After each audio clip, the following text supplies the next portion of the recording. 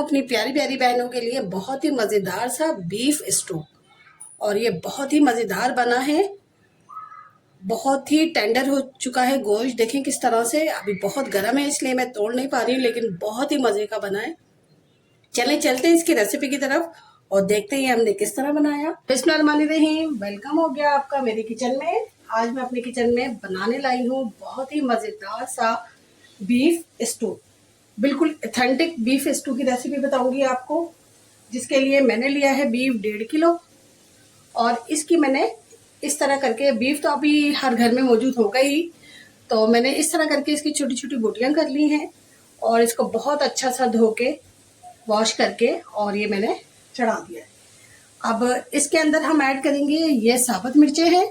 साबुत मिर्चें मैंने लिए हैं 20 से 25 अदद और इनको अच्छा सा धो लिया है। ये इसमें ऐड कर देंगे नमक। नमक मैं ले रही हूँ 1.5 टीस्पून। ये हल्दी है, हल्दी जाएगी इसमें 1/2 टीस्पून। इसमें बहुत ज़्यादा मसाले नहीं जाते हैं क्योंकि ये स्टू है और इसमें सारी साबुत मसाले जाते हैं। ये लहसुन अदरक का पेस्ट है, ये जाएगा इसमें 3 से 4 चमचे। क्योंकि बीफ है और इसमें लहसुन अदरक का इस्तेमाल ज़्यादा करना ही पड़ता है। ये मैंने सारा इसमें ऐड कर दिया है। पानी हम ऐड करेंगे इसमें 1 से 1.5 गिलास, क्योंकि हमने बोटियां जो है वो बहुत छोटी कर दी हैं, तो ये हमारा गोश्त जल्दी से गल जाए। और थोड़ा सा चिकना गोश्त लिया है मैंने, थोड़ा सा, बहुत थोड़ा सा, बाकी तो सब रूखी बोटियां हैं।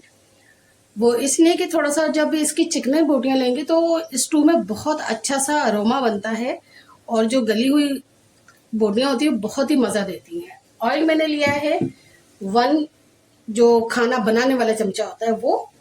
और बस अब ये हम फ्लेम को कर देंगे ऑन। इसकी फ्लेम इसकी रखेंगे मीडियम और इसको रख देंगे हम 1 घंटे के लिए पकने के लिए। वो इसलिए कि हमने ये प्रेशर पे नहीं चढ़ा रहे। अगर आप प्रेशर में चलाते हैं इसको तो आपको इसी में साथ साथ ही प्याज और सब चीज़ें डाल के चढ़ाना पड़ेगा।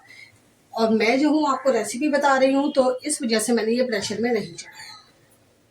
तो इसको अब हम रख देंगे 1 घंटे के लिए मीडियम फ्लेम पे पकने के लिए, ताकि इसका पानी भी खुश्क हो, गोश्त अच्छा सा गले।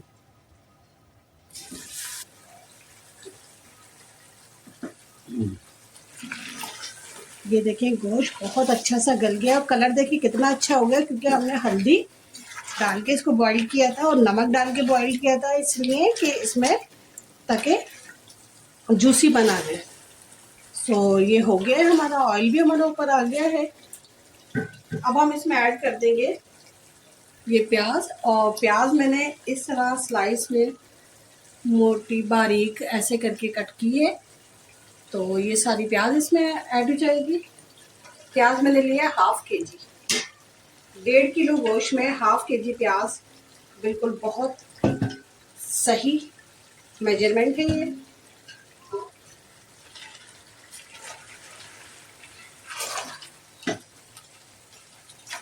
प्याज चूँकि अपना पानी भी छोड़ेगी अभी, तो उस पानी से भी ये हमारा गलेगा गोश्त और ज़्यादा अच्छा हो जाएगा, बिल्कुल जूसी वाला।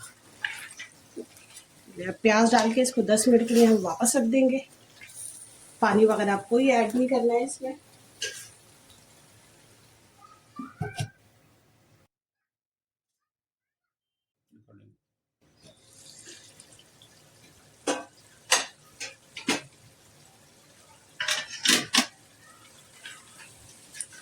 ये देखिए बहुत अच्छी सी हमारी प्याज भी गल गई है इसमें।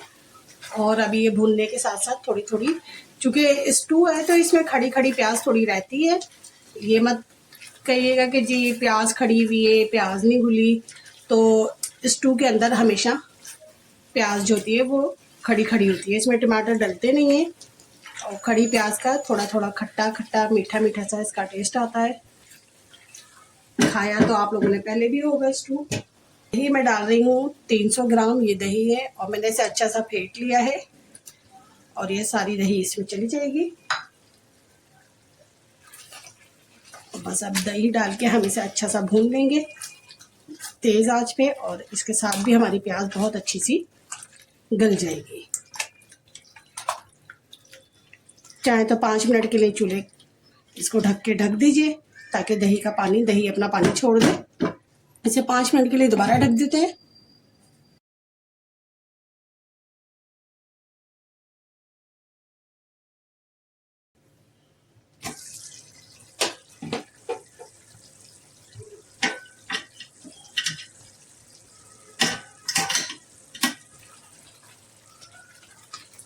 बहुत अच्छा सा गोश्त गल गया। देखिए प्याज कितनी अच्छा लग रहा है, कलर कितना खूबसूरत आया है इसका, जबकि हमने इसमें कोई रेड मिर्चों का इस्तेमाल नहीं किया है, सिर्फ साबुत वाली मिर्ची डाली थी, पिसी हुई कोई लाल मिर्च नहीं डाली। और इसका कलर देखें कितना खूबसूरत आया है। अब इसमें जाएंगे ये थोड़े से खड़े मसाले। इसमें मैंने लिए हैं 2 दालचीनी की डंडियाँ, 3 मैंने लिए छोटी इलायची, 1 बड़ी इलायची और 8 से 10 अदद काली मिर्च साबुत, ये इसमें चले जाएंगी। ये अदरक मैंने बारीक कट की है बहुत छोटे साइज में, ये इसमें साबुत जाएगी। हमने लहसुन अदरक पहले भी डाला था और अब अदरक हमने खाली इसमें काट के डाली है। अब बस इसका ऑयल ऊपर आएगा तो इसमें बहुत अच्छी सी साबुत गरम मसाले की भी खुशबू आ जाएगी। इतनी देर हम इसे भूनेंगे।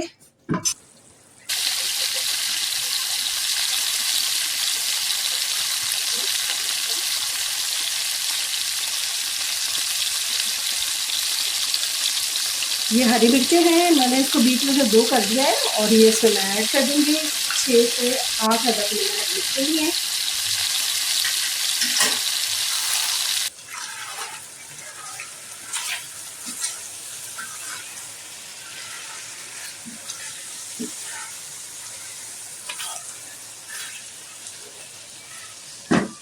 आँच को हम बिल्कुल धीमा कर देंगे ताकि हमारा ऑयल जो है वो ऊपर आ जाए।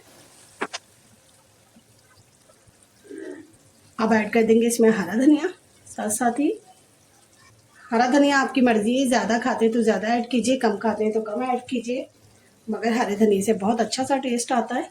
अब ये ऑयल हमारा ऊपर आ चुका है, स्टू हमारा हो गया बिल्कुल रेडी। ऑथेंटिक रेसिपी के साथ ज़रूर ट्राई कीजिएगा एक मरतबा। अपना बहुत सारा ख्याल रखिएगा। अल्लाह हाफिज़।